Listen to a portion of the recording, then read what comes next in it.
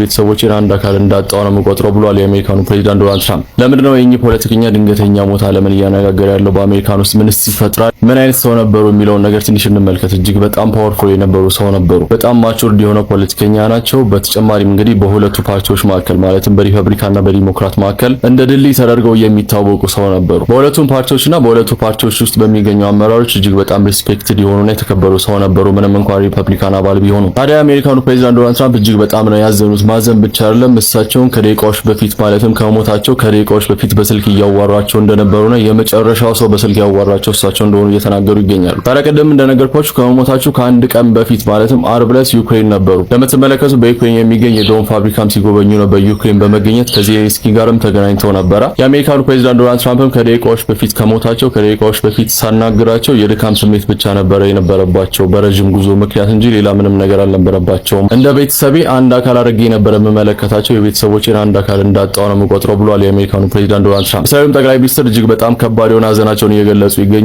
ትልቅ ሰው ነው ያጣሁት፣ ለእስራኤል መልካምን ከሚያስቡ ሰዎች መካከል አንደኛውን ሰው ነው ያጣነው በዛሬው ዕለት ሲሉ ተናግረዋል። እና በእያንዳንዱ አሜሪካ በገባችበት ሁኔታዎች ላይ ማለትም በኢራን ጉዳይ፣ በዩክሬን ጉዳይ፣ በኩባ ጉዳይ፣ በቬኔዙዌላ ጉዳይ ሲኒየር የሆኑ ፖለቲሻን ናቸው። የአሜሪካኑ ፕሬዝዳንት ዶናልድ ትራምፕ ቀኝ እጅ ነበሩ። የኢራን ጦርነትን በከፍተኛ ደረጃ ከሚደግፉና እስራኤልን በአንደኛ ደረጃ ከሚደግፉ ሴኔተሮች መካከል አንደኛው እሳቸው ናቸው። የግብፁን ፕሬዝዳንት የሆኑት አልሲሲ ከእሳቸው ጋር ከባድ የሆነ ቅርበት ነበራቸው። የአሜሪካኑ ፕሬዝዳንት ዶናልድ ትራምፕ የሚያገኙት በእሳቸው በኩል ነው። ኢራናውያንም ደስታቸውን የገለጹበት ያሉበት ምክንያት በዚህ ምክንያት ነው። የአሜሪካኑ ፕሬዝዳንት ዶናልድ ትራምፕም ከባድ የሆነ የፖለቲካ ክራይሲስ ነው እጃቸው ላይ በድንገት የወደቀባቸው በእኚህ ሰውዬ ህይወት መጥፋት ምክንያት ማለት ነው። እድሜያቸው ደግሞ ገና 71 ዓመታቸው ነው። ማለትም በቃ ምንም ኤክስፔክት አልተደረገም፣ አልተጠበቀም፣ ደናም ነበሩ። በድንገት ነው እንግዲህ በሆነ ህመም ምክንያት ልባቸው መምታት አቆመ። ከዛ በኋላ የህክምና ባለሙያዎች ከደረሱ በኋላ ህይወታቸውን በፍጥነት ነው ያጡት። እናም የአሜሪካኑ ፕሬዝዳንት ዶናልድ ትራምፕ እኚህን ሰው ሪፕሌስ ማድረግ ወይም መተካት እጅግ በጣም ከባድ ነው የሚሆንባቸው። አሁን ባሉበት ክራይሲስ ደግሞ በሀገር ውስጥም ሆነ በሀገር ውጭ በኢራን ሲቹዌሽንም ሆነ በተለያዩ ሀገራት ባላቸው ሲቹዌሽን ውስጥ ይህንን ነገር ሪፕሌስ የሚያደርጉላቸውን ሰው ማግኘት እጅግ በጣም ከባድ ነው የሚሆነው። በተጨማሪ ደግሞ ከዚህ ሞት ጀርባ ምንድን ያለው እንዴት በድንገት ህይወታቸውን አጡ የሚለው ጥያቄ እንግዲህ ዓለምን እያነጋገረ ይገኛል። ምን ታስባላችሁ? ሀሳባችሁን ኮሜንት ላይ አስቀምጡልኝ። አካውንቴ እጅግ በጣም ከሰሞኑን ተመቷል። ለምን እንደሆነ አልታወቀም። ኮፒ ሊንክ እና ሼር አድርጉልኝ። ብሩክ ነው። መልካም ቀን ይሁንላችሁ። ሀሳባችሁን ኮሜንት ላይ አስቀምጡልኝ።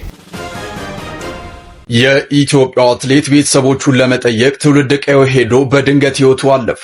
አትሌት ጉሌቦ ዱርሳይ ወይንም ራምቦ በመባል የሚጠራው አትሌት በሀገረ ሰላም ማሰልጠኛ ማዕከል የተገኘ በኋላም በሐዋሳ ከተማና በንግድ ባንክ ክለብ የነበረ ህይወቱ እስካለፈበት ቀን ድረስ ደግሞ በኢትዮ ኤሌክትሪክ አትሌቲክስ ክለብ የነበረ ጠንካራና ብቃቱን በተደጋጋሚ ሲያሳይ የነበረ ወጣት አትሌት ነበረ።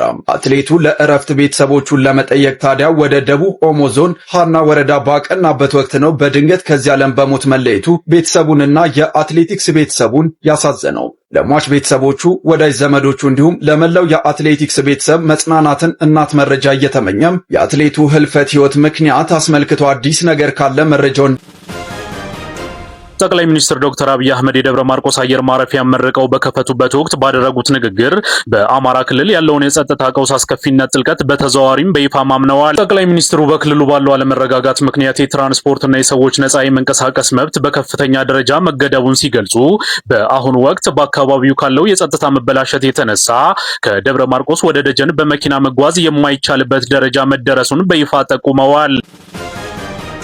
ጠቅላይ ሚኒስትር ዶክተር አብይ አህመድ በዛሬው ዕለት የተሰማቸውን ሀዘን ገልጸዋል። የኳታር መሪ ለነበሩትና የኳታር አባት ተብለው ለሚጠሩት አሚር ሼህ ሐማድ ቢን ከሊፋ በሞታቸው የተሰማቸውን ሀዘን ገልጸዋል። እንግዲህ በዛሬው ዕለት ጠቅላይ ሚኒስትር ዶክተር አብይ አህመድም እንግዲህ በዛሬው ዕለት በሶሻል ሚዲያቸው ላይ ረዘም ያለ የሀዘን መግለጫቸውን አስተላልፈዋል። ኳታርና ኢትዮጵያ ለብዙ ዓመታት የቆየ ግንኙነት እንዳላቸውና ግንኙነታቸውን በብዙ ታሪኮች የተጣመሩ እንደሆኑ ተናግረው በተለይም የቀድሞ አቢሲኒያ ኢትዮጵያ ለእስልምና ሃይማኖት ያደረገችውን ነገር ሁልጊዜ አንስተው አይጠግቡም። ይህም ግንኙነታችን እጅግ በጣም ያጠነከረው ነው እስካሁን ድረስ። በተጨማሪም እሳቸው በነበሩበት ወቅት ለአፍሪካና እንዲሁም ለኢትዮጵያ የዘረጉት እጅግ በጣም ጥሩ የሚባል ዲፕሎማሲ ግንኙነት ሁለቱም ሀገራት የሁለቱንም ጥቅም ያማከለ ግንኙነት እንዲያደርጉ ረድቷቸዋል። ኳታርም ሆነ አፍሪካ በዛሬው ዕለት እጅግ በጣም ዋይዝ የሆነና መልካም የሆነን ሰው አታለች በድንገት ብለዋል። በተጨማሪም በአፍሪካ ሀገር የሚገኙ ሀገራት ችግራቸውን በንግግር እንዲፈቱ የተጫወቱት ሚና እጅግ በጣም ከፍተኛ ነበር ሲሉ ተናግረዋል። የኢትዮጵያ ጠቅላይ ሚኒስትር ዶክተር አብይ አህመድ በተጨማሪም ጠቅላይ ሚኒስትሩ እንደተናገሩት ከሆነ በአፕሪል ወር 2013 ወደ ኢትዮጵያ እንደመጡና በዛን ወቅትም በኢትዮጵያና በኳታር መካከል ያለው ግንኙነት የበለጠ እንዲጠነክር አድርገዋል። እሳቸውንም የተኩት የኳታር መሪ በ2017 ወደ ኢትዮጵያ ድጋሚ እንደመጡና በዛን ወቅትም ግንኙነታችን የበለጠ እንዲጠነክር ሆኗል። አሁንም ግንኙነታችን እጅግ በጣም ጠንካራ ነው። ነገር ግን ኳታርም ሆነ አፍሪካ በዛሬው ዕለት እጅግ በጣም ዋይዝ የሆነና መልካም የሆነ ሰው አጥታለች። ነፍሳቸውን በአጸደ ገነት ያቆይልን ሲሉ የኢትዮጵያ ጠቅላይ ሚኒስትር ዶክተር አብይ አህመድ በዛሬው ዕለት የሀዘን መግለጫቸውን አስተላልፈዋል። በዚህ መልኩ ማለት ነው። የተለያዩ ሀገራትም የተሰማቸውን ሀዘን እየገለጹ ይገኛሉ። የዩኤኢ ፕሬዝዳንት፣ እንዲሁም የቱርክ ፕሬዝዳንት፣ የህንዱ ፕሬዝዳንት፣ የፓኪስታን ጠቅላይ ሚኒስትር እንዲሁም የግብጽ ፕሬዝዳንት ከዚህ ውስጥ እንግዲህ ሀዘናቸውን የገለጹ ፕሬዝዳንቶችና የሀገር መሪዎች ናቸው። እኚህም ታላቅ መሪ ኳታርን በሚገርም ሁኔታ እየቀየሩና አልጀዚራን ለመጀመሪያ ጊዜ የመሰረቱ ለፓለስቲናውያን ህዝቦችም እጅግ በጣም ለየት ያለ ፍቅርና ሀዘኔታ የሚሰማቸው አመራር ነበሩ። እንደ ፈረንጆች አቆጣጠር በ2012 የመጀመሪያው የእስራኤል ወታደሮች ዛቻው ወደ ኋላ በማድረግ የመጀመሪያው የሀገር መሪ ያደረጋቸው ነበረ። ጋዛ በመሄድ በአካል በመገኘት ፓለስቲናኖችን የጎበኙ እንዲሁም በዛን ወቅት ወደ 400 ሚሊዮን የአሜሪካን ዶላር ለዛ ድጋፍ ያደረጉ ትልቅ የሆኑ የኳታር መሪ ነበሩ። በተጨማሪም በአረብ ሀገራት ታሪክ የመጀመሪያ የሆነውን የዓለም ዋንጫ ሀገሪቷ እንድታስተናገድ ያደረጉ ትልቅ መሪም ነበሩ። እንዲሁም በመጨረሻ በ2013 እንደ ፈረንጆች አቆጣጠር ገና በእድሜያቸው ማለትም በ61 ዓመታቸው ስልጣናቸውን ያስረከቡ የመጀመሪያው የአረብ ሀገራት መሪ ያደረጋቸው ነበር። በአጠቃላይ የኳታር አባት ነበሩ። ኳታርን የቀየሩና ኳታርን የሰሩ ትልቅ አመራር ነበረ። በዛሬው ዕለት ህይወታቸውን አጥተዋል። ብሩክ ነኝ። መልካም ምሽት ይሁንላችሁ። አዲስ ነገር ካለ ማቀርብላችሁ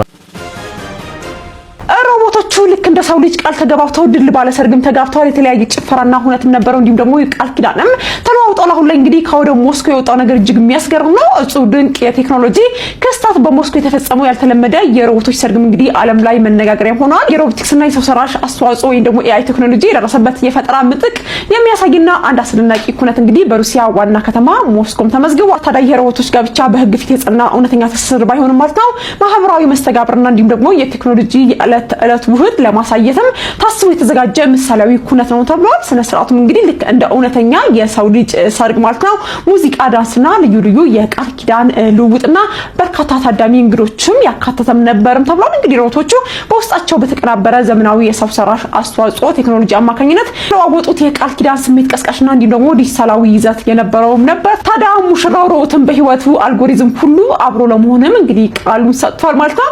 እንዲሁም ደግሞ ሙሽሪት ማቲልዳ በእያንዳንዱ የኦፕሬቲንግ ሲስተም ዑደትም አብረው ለመቀጠል እንግዲህ ቃልም ገብታለች።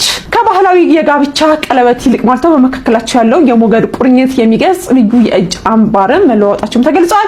ታዲያ ይህ ታሪካዊ መርሃ ግብርም ያዘጋጁ አካላትም እንደገለጹት ከሆነ ክስተቱ ሰው መሳይ ሮቦቶች የሰዎችን የዕለት ተዕለት እንቅስቃሴ ግንኙነትና እንዲሁም ደግሞ ማህበራዊ ህይወት ምን ያህል በቅርበት መቅዳትና መተግበር እንደሚችሉ በተግባር ያሳየ ነው ሲሉም ገልጸዋል። በዚህ ላይ ያላችሁ አስተያየት ኮሜንት ላይ አስቀምጡልኝ። መልካም ምሽት። አሁንም ማሳያችሁ ቪዲዮ በዛሬው ዕለት በራሻ ወታደሮች ልምምድ በሚያደርጉበት ወቅት የተከሰተ ነገር ነው። የዓለም ህዝብም እየተቀባበለው ይገኛል። ሁለት ነገር ብቻ ልንገራችሁ፣ ቪዲዮን ትመለከቱታላችሁ። የአየር መቃወሚያ ልምምድ በሚያደርጉበት ወቅት ነው። በሚገርም ሁኔታ ደግሞ ማንም የተጎዳ ሰው የለም በፍጹም ማለት ነው። ይህ ደግሞ ዓለምን ብዙዎች እያነጋገረ ይገኛል። ቪዲዮን ተመልከቱት።